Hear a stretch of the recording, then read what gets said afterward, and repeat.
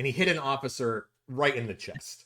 And it culminates in him throwing his hoagie at him, Right. and it hits him square in the chest, Right. and then he books it and takes off running.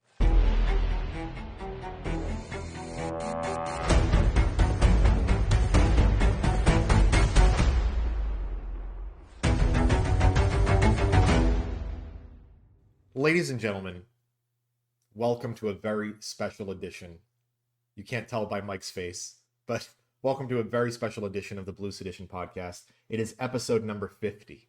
I am your host, Nate Brady, alongside my co-host, Mike Smith. Hello, everyone. Welcome to episode 50. We've got some stuff to share. Got some stuff in the can. We're ready. There's a lot to talk about today. We're not going to be able to get to all of it because we can only do a 1-hour show, not a 40-hour show. But we're gonna give you the highlights of the last week. We're gonna dump on some Schumer and Pelosi. So if you're into that kind of thing, I'm sorry, stick around. We're gonna do all the other dumping, of course, on Trump. He didn't die. If you're looking to us for the breaking news, Trump is not dead. Did Trump? Nate, can you get me up to speed on this Trump is dead thing? I was dead for the weekend. So what happened? There were rumors. So listen, Trump was notably absent. The guy likes to be in front of the camera. The guy likes to talk. Okay. Right. So when he's gone for a few days, the whole world thinks something, he's got to be dead. Right. Was he posting to his Truth Social or anything like that? Well, I think there were posts to his Truth Social, but that's not proof of life. Right. Right. I did see somebody had mentioned that there was suspiciously few Truth Social posts, and they were, not in his voice or whatever. His language. Yeah. So of course, and then I think they fed into it a little bit to own the libs. But anyway, he went to a golf outing because there's important golf things to do. Important golf to be had, yeah. Yeah, you want to make sure you deal with that before anything pressing in the country. And so, right. He seemed fine. I mean, people want to point out oh, look, there's something wrong with his head or his face or whatever. Guys, he's like 140 years old. Yeah, okay? Yeah. And he's not dying anytime soon. So everybody needs to calm down. If I'm sorry to break the bad news. You're moved, man. But listen, guys, he's already a million, and these evil sons of bitches last way longer than we want them to. So stop. They do, and we'll say as well. I think everybody's seen the picture now, but the picture of his hand where he got the makeup covering up everything, and guys, he's 160. He's taking intravenous fluids probably, and he's got doctors. He's the president. He's gonna have doctors keeping him alive forever. My grandfather's hand has looked like that since he was 60, and he's now 90 and change. So, guys, the solution is not going to be Trump's death. So we have to come up with something else here, and maybe some of you Democrats out there, some of you leaders out there could do something. Okay, when you say Democrat leaders. Yes. Who do you mean? Okay, so I guess, we have an order to things, but, who knows? Throw the order out the window. So we'll throw the order out the window. Guys like Chuck Schumer, for instance. He's a, what do you call it, leader in the Democratic Party? Sure. Okay. We could say that. Why not? Okay, so let's go to this race in Maine, right? Do you know about Suzanne Collins? Do you know about Graham Plattner? Not a Democrat. Not a Democrat. Very, very terrible nonetheless. Yes, very good. This gentleman Graham Plattner has kind of come out of the blue. I first even heard of him over the weekend when I saw a video of him. Right, he's doing the cat thing where he's just grassroots and asking people to support him and just kind of being the voice of what people want to elect. Now he's as you just saw, he's an Iraq veteran, an Afghanistan oyster farmer.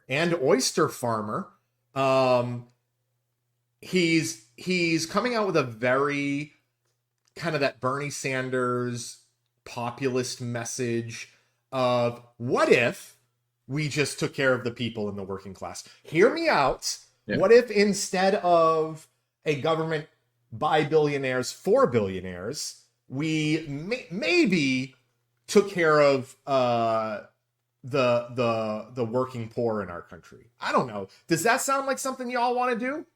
What do you? Yeah. So he does have. I mean, he's running.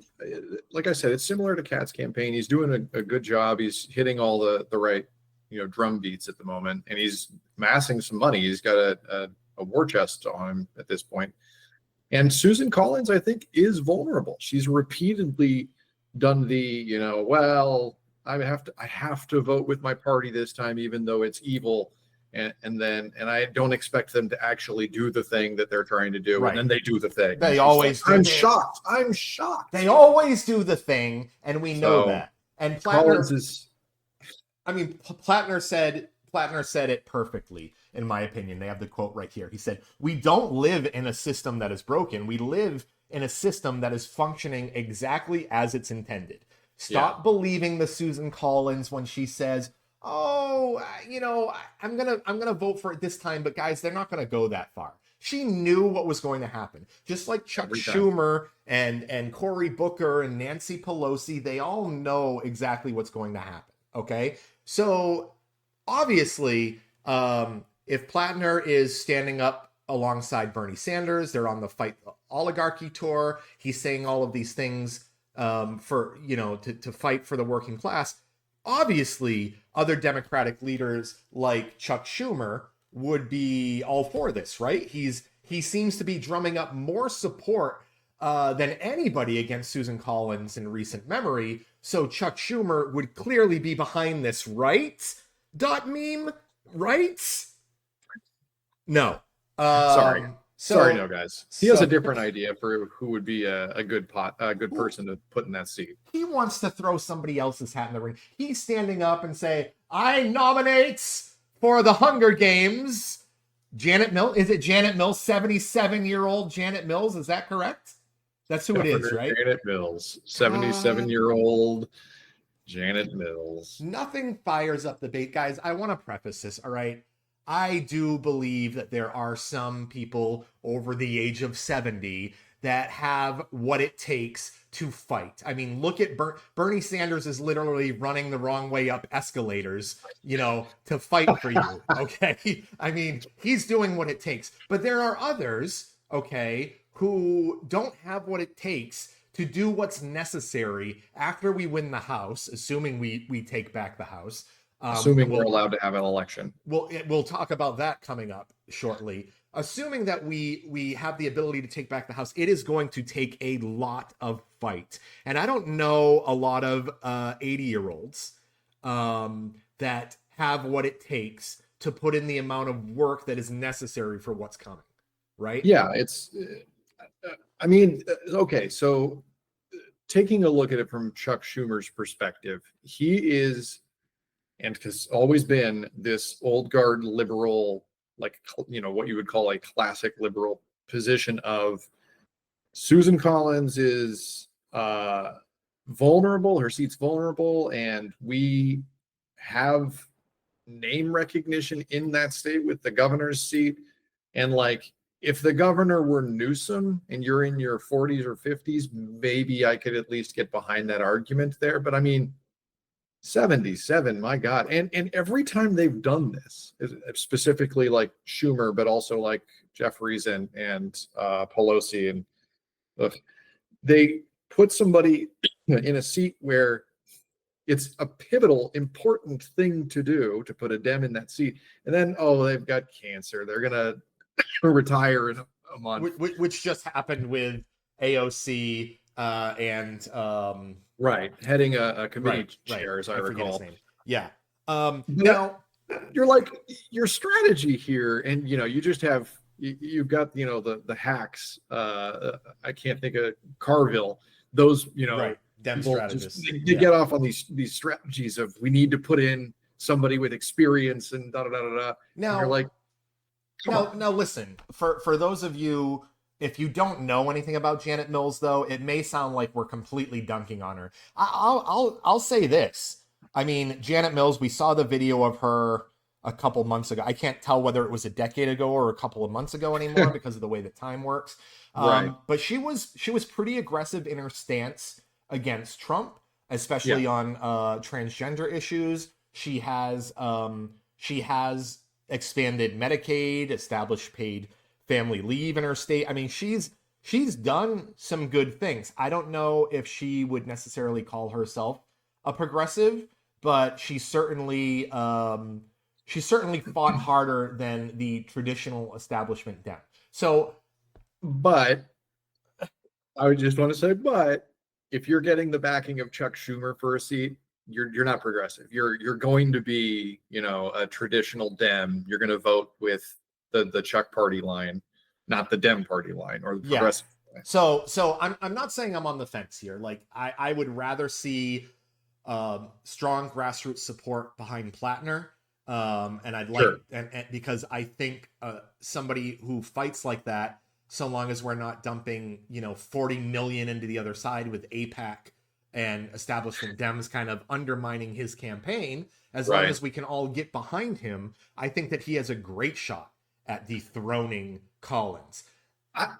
Can I just say that I think that there's something to be said at looking at both Democrat and pseudo Democrat independent voters and saying there appears to be, I haven't done the analytics on it, but there appears to be like a stance of people for the last 10 years of being like, I'm sick of these politicians that just that they go from governor to House or Senate, and I'm sick of these career politicians. I want somebody in there. And for better or for worse, this is what won Trump the election both times, is that he claimed to be an outsider. He says, I'm a political nobody. Right. I'm just a businessman, and I want to represent the American person.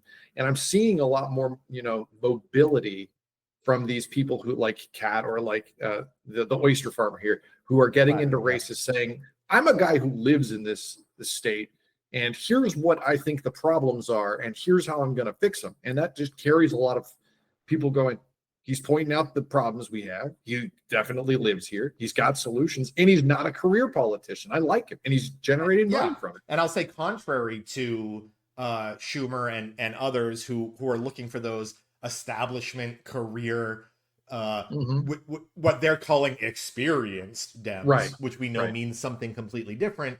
Plattner has pledged to not only emphasize a generational shift in Democratic leadership, he's pledged to vote against Chuck Schumer as Senate Majority Leader if he's elected.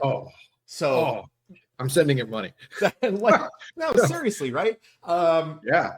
So yeah, he's definitely has my support for those reasons. And of course, I mean, to me, anybody who is on the side of Bernie Sanders, who is fighting alongside of him, and who has his endorsement, I mean, that's enough said.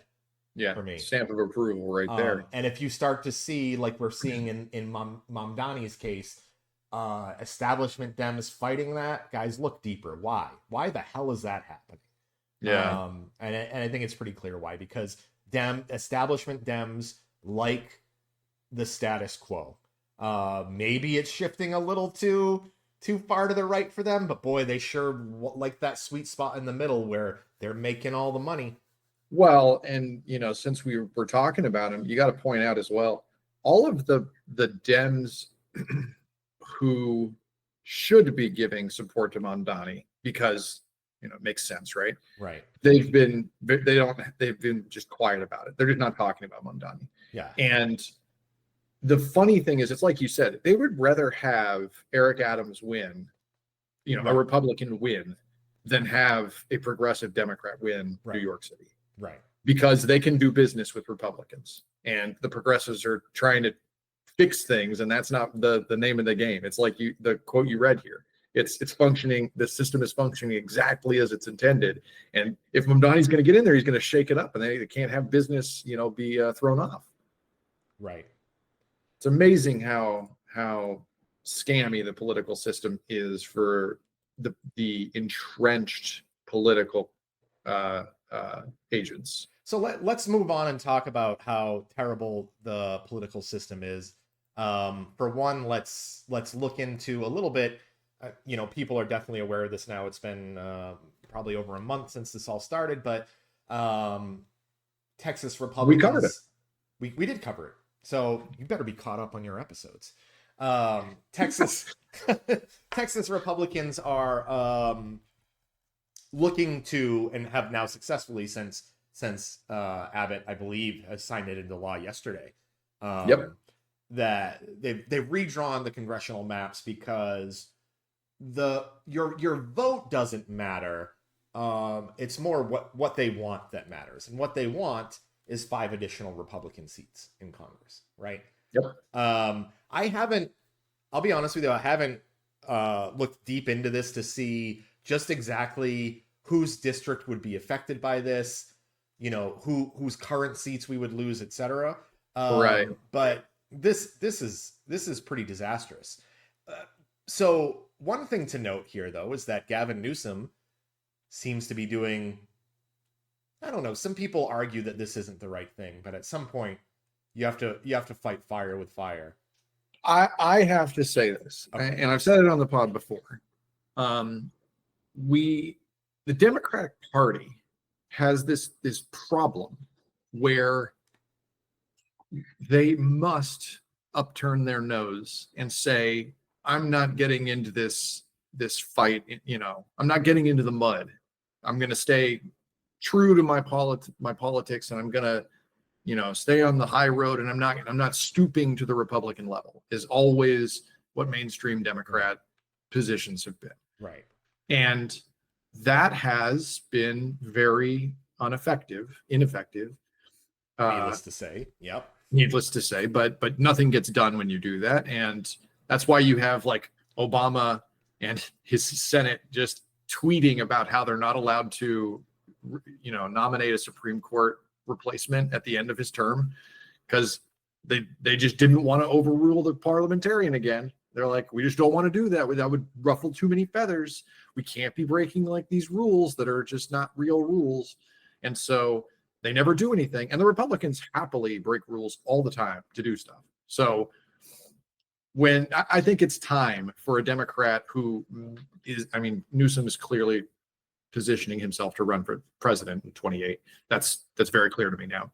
But he's going to come out and he's like, if they're going to do that, if they're going to take away 5 seats in Texas, then we're going to add 5 seats in California. And I don't really care how you feel about it. But in California, obviously, we have to have a proposition vote that goes to the people, which Proposition 50. It should, Prop 50, which should pass with the same sort of. I'll tell you what, dude, it's interesting. The flyers that I'm getting in the mail are so well done that I'm not sure what side I'm supposed to vote on. I'm reading. You're pro 50. Huh? Really? Yeah, you're pro dude. 50. Yeah. It's really amazing. They're worded. Oh. They're worded from. It's disgusting what's happening. It's always been like this. So there's a no on 50 campaign that I've seen a lot on YouTube when I'm watching YouTube and stuff. Those clips that come up, and I forget the name of the guy, but it's run by rich billionaire. Yeah. And it is very clear. It's like Prop 50 is an attack on democracy. Right. The people wanted fair districting lines. Right. Vote no on 50. And you're just like, well, that makes it very clear what my position is. Charles Munger. Is the guy who's behind it.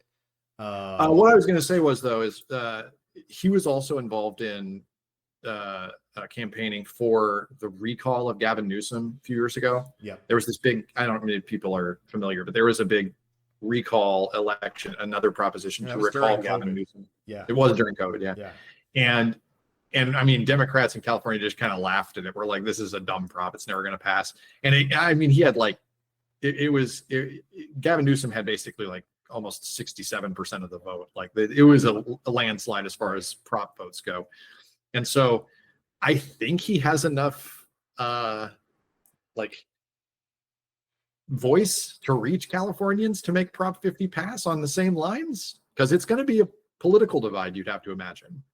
And since California is roughly, 3/4 Democrat voter, you kind of figure if he can get loud enough and get people to go to vote, then probably passes. So is the official Blue Sedition, are we officially now announcing we are yes on Proposition 50?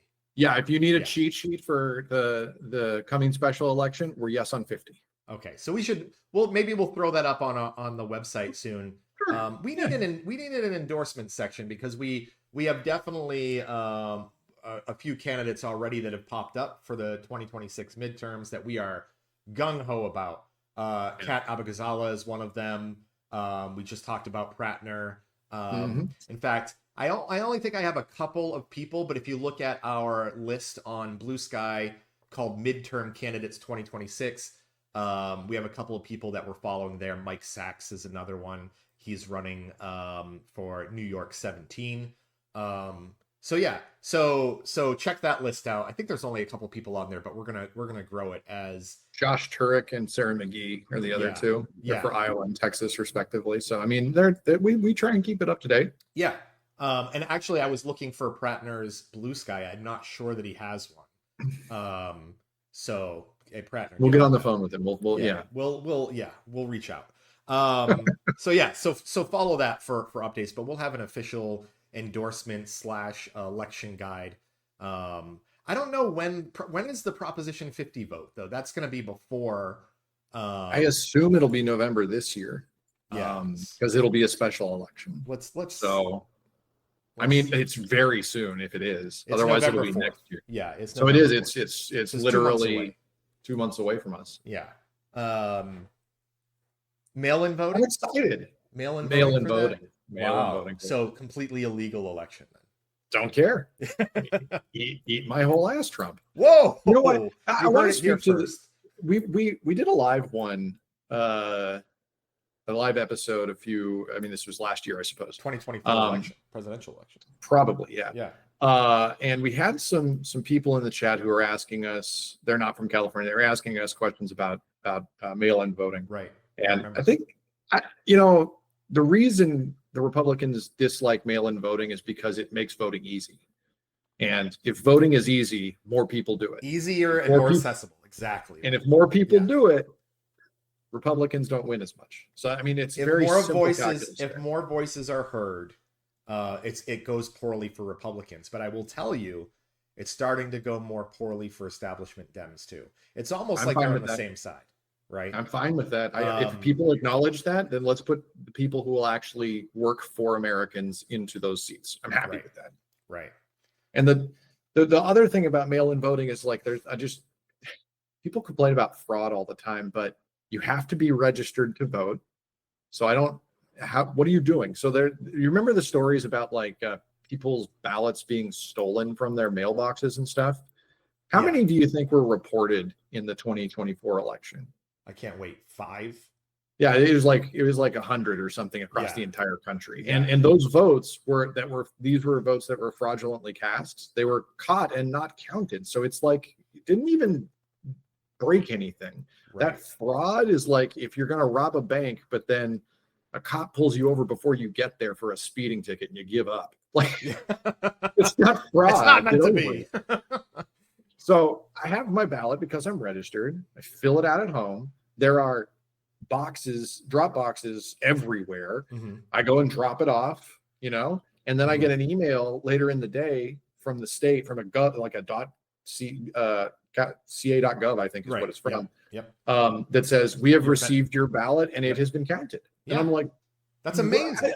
It doesn't get better. How could you not want this? This is great. The only fraud from that perspective is people are trying to vandalize the drop boxes because they don't want your vote counted, especially in California, right? I mean, us in New York are the loudest proponents of mail-in and drop-box voting. And you're right, there was like a firebombing at one of the drop-off locations in Northern California. In California and there was one in Arizona, if I remember correctly. But because they the staff so regularly check these boxes, it's like they burned 20 votes, and Yeah. you know, I mean, and when you don't get that email, you're like, was my vote counted? You have to yeah. like go and fill out the paperwork to And then you can still go in and fill out a provisional. Right, a provisional. I've done that before. Yeah, I remember when I was younger, I filled it out by mail, and this was before the drop boxes. I mailed it out, and I didn't get the thing for like a week, and I was like, I'm gonna go. So I just went down on election day, and I filled out a provisional and just put in my vote again. So are you trying to say that we're going to make a second endorsement here? More voting is good. More voting, more voting, more gooder, more gooder. Okay, great. You guys heard it here first. I don't know what else to tell you. Okay, let's move on. What we have so much to talk about. I have a giant list in front of us. I see Mike is highlighting something for me, so let's click into this. GOP governors sending troops to DC. Oh boy, this is so ridiculous. Did you hear about this, guys? First of all, before we dive into this, you better be able to back this. You better be able to have a good argument against this, Mike, because Donald Trump announced yesterday crime in DC is down 100%. Hey, you got rid of all the crime, huh? I still think he doesn't know how percentages work. He doesn't. But 100%. It's an evergreen tweet. Yeah, your post is an evergreen one. So 100% crime is down. Let's talk about how we got here. Okay. How did we get here? So Donald Trump just woke up one day after his somewhat failed attempt in Los Angeles to turn the National Guard into his own private military to come and sweep out immigrants from Los Angeles. That didn't work out. So he said, you know what I can control? You know what I can do is I think I can do the same thing in DC and nobody's going to fight me on it. And we said the reason why. He tried to do this in Los Angeles. Los Angeles, just like space-wise, if you've never been to LA, Los Angeles is a huge place, like geographically covering so many miles that it's basically impossible for him to do this. Los Angeles is just gigantic. And the other thing is he's being fought tooth and nail from every position. He's being sued left and right. And the normal police officers don't really want to work with the National Guard. Like, they're not friendly, apparently. Anyway, DC is a smaller thing. He's like, well, okay, let's rein it in and try and get something that's not as hard to manage and is a little closer to home. Right. And so they got for the small area, comparatively speaking, the small area of DC, they have deployed 2,300 National Guard troops, not just from DC area, but from 7 other states. And then 1,871 federal law enforcement agents. So you have 1,800. So you're saying like about 4,000 in total. 4,000 troops and feds patrolling the streets of DC, and the videos are hilarious. That we're paying. Well, amazing. We're paying, but there's actually Trump is trying to not pay these people. So what happens is I don't know if you've heard about this. But the National Guard, they're paid after, I believe it's an active 30 days, right? So if you're active for more than 30 days, that's when you get cut a check, you get your benefits, etc. Trump is trying to make them inactive on like the 29th day or something like that, and then reactivate them as to not have to pay for this. Man, if I was in the National Guard, I would have a class action. I'm sure Mark Elias has got a class action ready to go for this. He just needs them to sign on, because like, what the hell? It's pretty insane. So anyway, there's this joint task force that is roaming the streets of DC, and I don't know, screaming at people to get back inside their house at 9 o'clock. I mean, what are they doing? Yeah, I don't know. There's no curfew enacted or anything like that, so I don't really like what. All I've seen them do is stand around Right. They're standing around and or have videos taken of them with people ridiculing them. Or have sandwiches thrown at them. So, or have sandwiches thrown at them. That's a good transition, but I don't want to go there yet. Okay, That's a good transition. I want to talk about Sandwich Guy, but I want to talk about some of the things that the National Guard actually is doing there, which I think is great. They are picking up trash. They are raking leaves. They are laying mulch down. Good. So these are all things I think. Not to be diminutive. Okay. But aren't those sorts of jobs the type that undocumented immigrants might have taken in the past? Sure. Is he fixing a shortage that he created with a very expensive alternative? There certainly is a lack of landscapers, a shortage of those types of day laborers. Don't know where that could have come from. That would be great. He's like has National Guard helping people like, build houses and stuff next. Man. I mean, honestly, it's the kind of stuff that we would want the National Guard to do. Not on the premise though of coming in to like reduce crime and patrol the streets. Just like, hey, is the National Guard bored? Like let's have the government pay them to help build low-income housing. Go stand alongside Jimmy Carter. Well, you can't do that anymore. But go stand alongside Jimmy Carter and do the Habitat for Humanity stuff. Yeah. That's more better than confronting people who are walking their kids, in strollers at 8:00 at night. I can't imagine that. Like obviously white guy, clearly my privilege to walk down the street and not be harassed by the police very often, but I can't imagine you're just like out there living your day-to-day life and then some goon in camo comes up to you and he's like, show me your papers. Right. Well, I would immediately tell him to go fuck himself. Well, you can do that. But most people can't. So yeah, I know, but it's just crazy to me. We live in crazy times, brother. We live in crazy times. Let's go over to, I gotta find it. Sandwich Guy. I'm following. Sandwich Guy. I'm following your cursor here. I'm looking for Sandwich. I found him. Sandwich Guy. So I love the headline of this. Mike, maybe you can tell us a little bit more about prosecutors failing to obtain. God damn it! I'm not logging in, New York Times, and I will never log in. Never log in. Sorry, I couldn't find a better link than that. But basically what happened is, for people who aren't aware, not all heroes wear capes. Right. There's a man who... Sean Charles Dunn, call him by his name. Sean was coming home from the bar. Yeah. Bought himself a sandwich after a night of drinking. He's got a foot long hoagie. That's an expensive sandwich.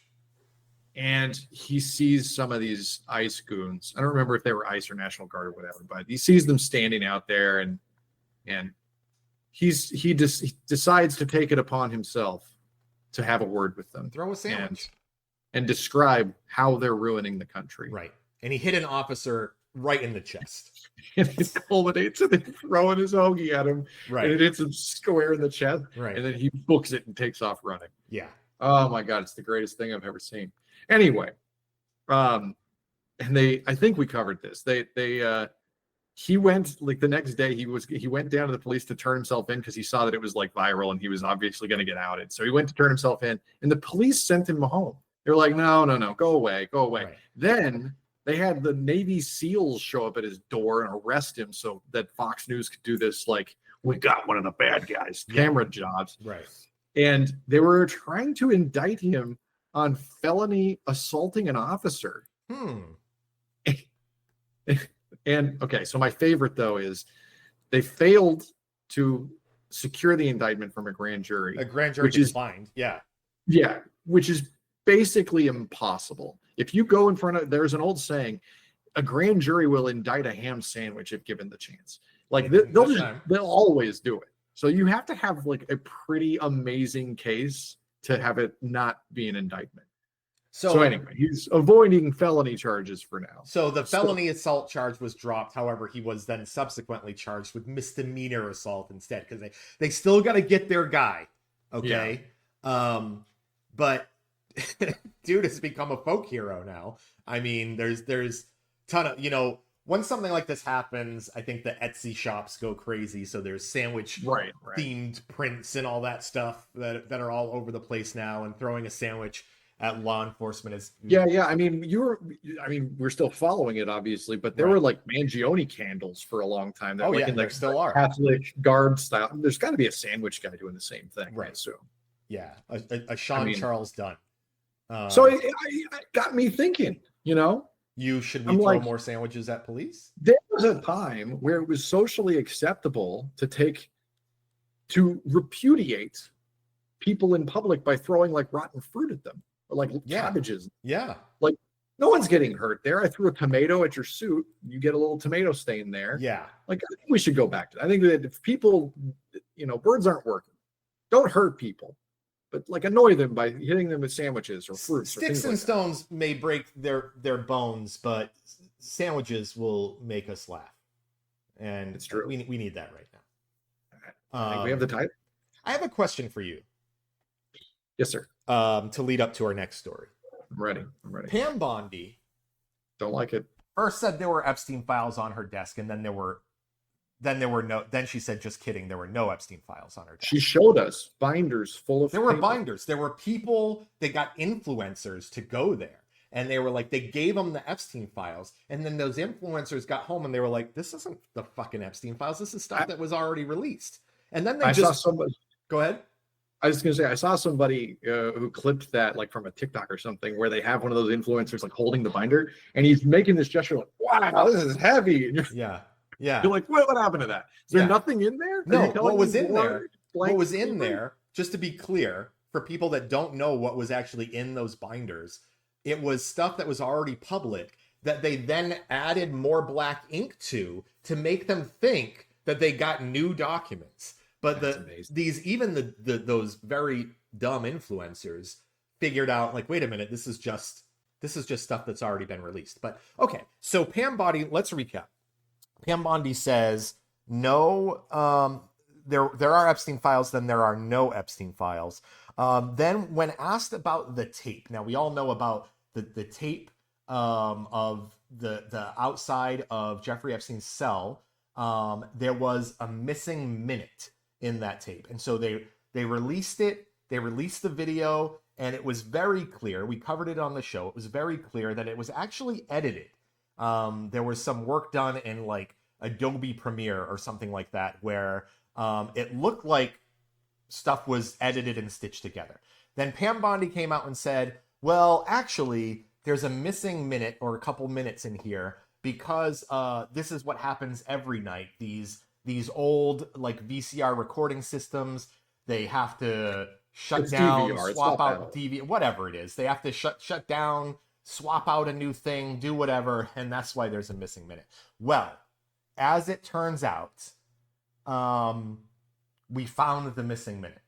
Turns out there wasn't a missing minute after all. So who killed him? So once again, we have been lied to, that there wasn't this nightly DVR reset. There wasn't a missing minute. There's a whole unedited raw video of the Epstein file, of the Epstein video. So do you know what was in the footage?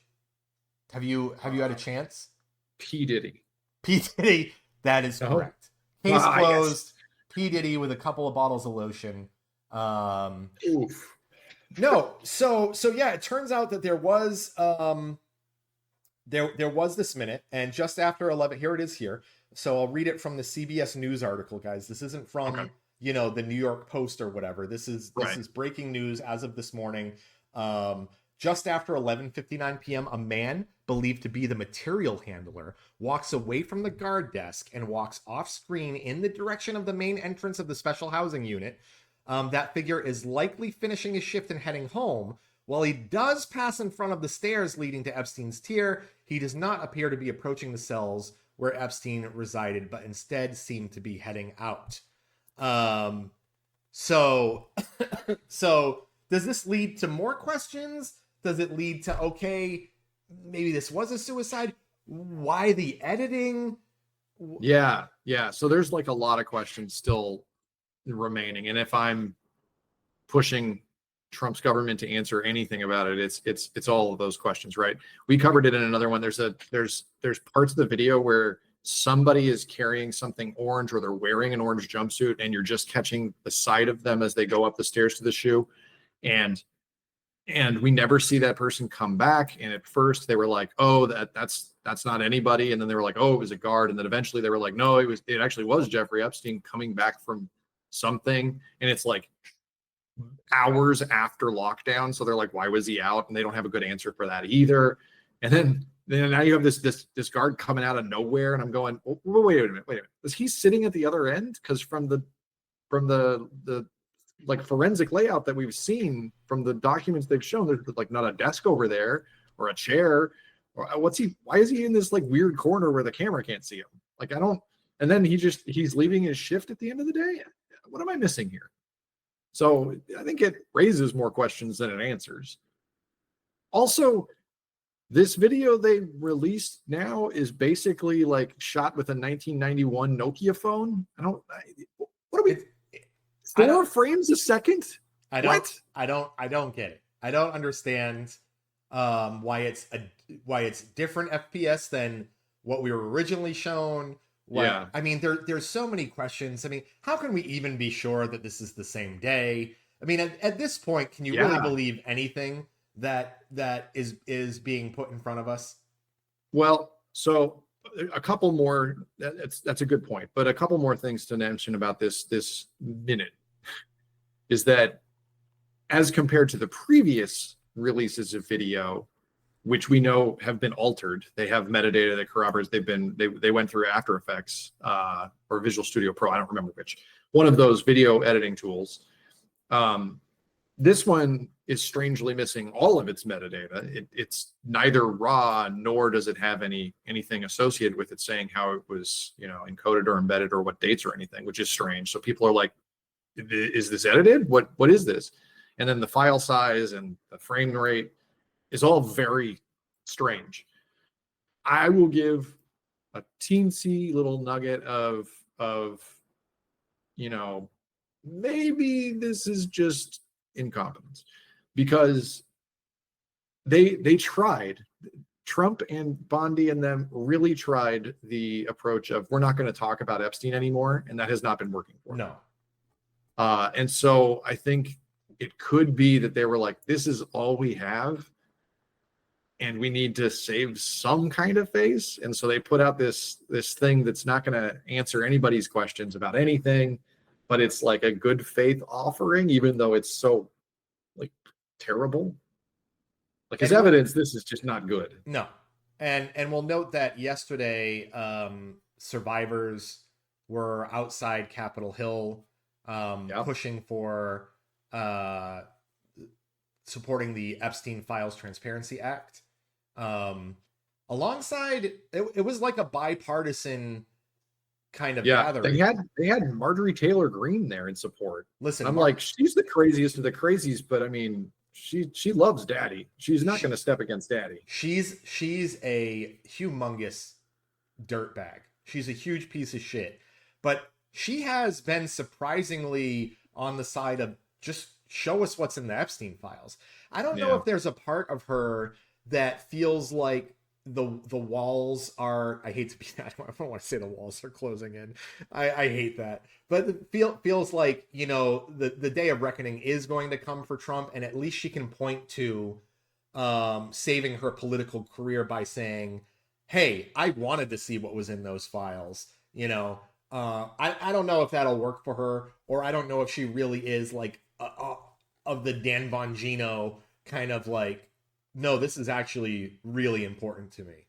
I don't know. I think that the problem with conspiracy theorists is that they're not going to be happy with anything, right? Because if you completely, show them the unredacted version of this Epstein files that exists somewhere, probably, they're still going to believe whatever they believe, even if this unredacted thing is like he committed suicide in the whatever holding cell in the shoe.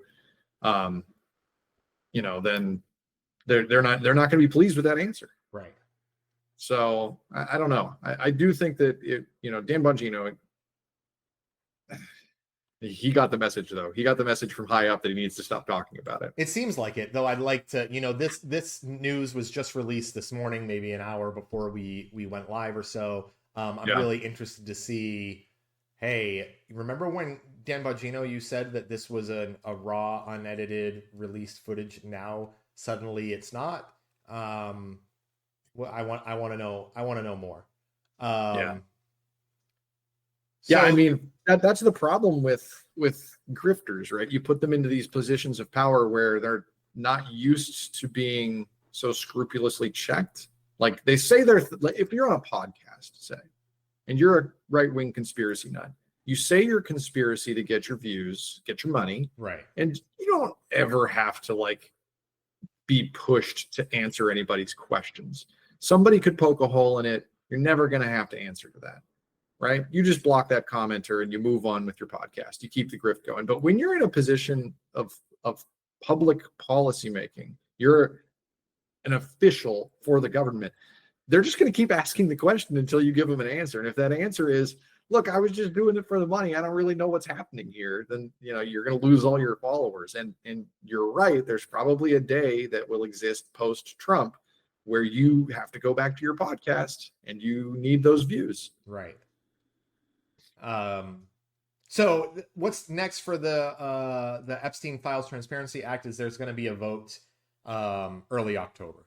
And good. Let's see Republicans, because it has support from all 212 House Democrats. So if there are House Republicans that want to see this passed, it only needs 6. Yeah. So are there 6 courageous Republicans, or maybe end of term Republicans who want to just rock the boat a little? I would love it. That'd be great. But what does that mean? If you're the only 6, you're dead. you're dead. So I imagine the Republicans have plenty of time to make sure there aren't enough votes for this. Promises will be made, backroom deals will be made. Sure, but I mean, if you're MTG and you're shouting "release the Epstein files" and you're at these rallies, and you vote no on this, you vote no, then nothing matters. Right. Okay. What else we got, Mike, for the people? Let's take you want to finish here on the tariffs? Oh, I would love to finish on the tariffs. That's not. I didn't. Wait, is that is wording still a thing? Is phrasing a thing? Phrasing. All right. Tell me about this whiskey. Tell me. So there are some tariffs. Okay. And some pretty shocking retaliatory tariffs. Okay. It turns out that Jack Daniels is a huge exporter to Canada. Right. Canada can't get enough of Jack Daniels. Okay. Tariffs go into place. Jack Daniels sales to Canada drop 62%. Wow. I mean, that's a huge source of your revenue just going down the tubes right there. No, but I'm sorry. I thought the tariffs were supposed to help American companies. So in the case of Jack, let's say that you're making that argument. Okay. For the case of Jack Daniels, an American company. Tariffs only help you insofar as it raises the price on imported competition. So if there's some, Jack Daniels knockoff from China that people are starting to really like, and it comes in at half as cheap as Jack Daniels, well, sure, you'd love tariffs because then that raises the price of the cheap version to be the same as traditional Jack Daniels. So people will buy the brand name. But that only works if there aren't reciprocal tariffs and you're not a huge export. Oh, shoot. Jack Daniels exports a lot of their products to other countries, including Canada, who are big. One of the, it's like Americans who buy Canadian whiskey. I'm sure Canadians buy American whiskey because it's, American and neat somehow. Right. And so Canada put up, reciprocal tariffs against the United States, and Jack Daniels is now paying the price for that because they're not able to sell. They still have to pay the tariffs to export there, and they're just not selling. Yeah, Amazing. so they don't have to pay the tariffs to export, but the companies who are taking in Jack Daniels, like Canada, they would have to pay They would have to the pay, and reciprocal they're just tariff, not and they're buying not buying anymore. it, right? And so they decided not to. And on the same side, Jack Daniels is probably the cost of producing is probably higher because who knows where they get their bottles, where they get their label, where Right. they get all of that stuff. So it's probably already costing them more to produce things. It seems like these tariffs are a complete disaster. They're the main thing, and we called this, I mean, all economists have said this. We're not economists, but anybody paying attention and looking at the past has said tariffs are only going to cost, they're a tax on Americans. That's all they are. And, at the outset, Trump and his team were, first, 60 days or something, we're like, yay, tariffs are great. And it's not impacting, Americans, and it's awesome. Everybody's winning. Okay, they're starting to impact Americans. People are finally starting to see what tariffs are doing. And even in other countries, where they're not showing, like Canada again. I remember we ran that article in the podcast, was they put signs on their shelves where they're like, not carrying this because of tariffs. Like it's like where the Jack Daniels would be on that store shelf has a sign that says unavailable due because of American tariffs. And people are becoming more and more aware. And I'm reading this from Yale, from the Federal Reserve, from other places, that tariffs are one of the biggest, effectively, taxes on the American consumer. So far in 2025, it looks like it is translated to an average loss of $3,800 in purchasing power per household, with lower income households facing a larger relative loss. That's crazy. That is insane. Your taxes just went up $4,000, people. Yeah. And that's for the first 3 quarters of the year. I mean, this is so far a nightmare. And again, this is why, okay, I hate to go and jump tracks a little bit here, but you and I unfortunately know a lot of libertarians, and one of their biggest things that they love to talk about are doing away with income tax entirely and replacing it for a flat tax, which is effectively what this does, right? I mean, it's not replacing income tax, but it's ostensibly a flat tax on goods and services, or goods, excuse me. But it's an additional flat tax. It's not. But it's an additional tax. Yeah. So, but if we were to do something like that, it's the same end scenario. It always impacts the people with less money harder than those with, because we buy, the difference between a rich person and a poor person, they buy roughly the same number of groceries every week. They buy the same amount. You know what I'm saying? Like they buy the same amount of clothes by and large just to get by on their normal day to day. So they all buy roughly the same amount of stuff, and the poor people end up paying the same taxes as the rich people. Whereas the rich people, well, they're rich. They should be paying more taxes. Right. I mean, I don't want to dive too far into that argument, because I can kind of understand a flat tax or even a flat income tax if it went all the way up. The problem is we're allowing people at the top so many loopholes that they just don't pay the taxes. Don't even matter. I mean, they're either not paying them or whatever. So I can see the idea of a flat tax potentially working if it meant that if you're spending $20 million a year because you're rich, you're actually paying the taxes on the goods and services that you're purchasing. But the other problem is those people aren't spending the way that people think they're spending. They're hoarding. Right. Elon Musk isn't spending money the way you think he is. He doesn't he's borrowing. He doesn't have 50. Well, I don't know how many billions of dollars he has now, but he doesn't have that in cash. He borrows against the stock he owns. Exactly. And he pays for it with capital gains from the stock he owns. So okay, he spent $100,000, on whatever. Right. And that means it actually cost him $120,000. Again, whatever. None of it is income. None of it's taxed. It's all played off as losses due to sales.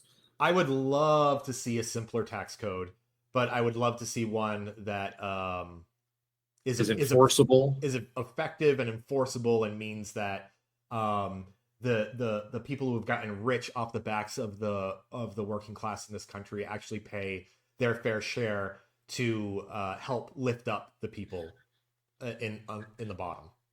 Do you know there was a don't. guy? Okay. He was a president. He was a president of the United States. Of these United States. Of these United States, okay. In fact. And he proposed a unrealized capital gains tax for families with holdings over, I think it was 50 million, which would effectively tax the rich. Can you tell me what the name of this extremely progressive sounding president was?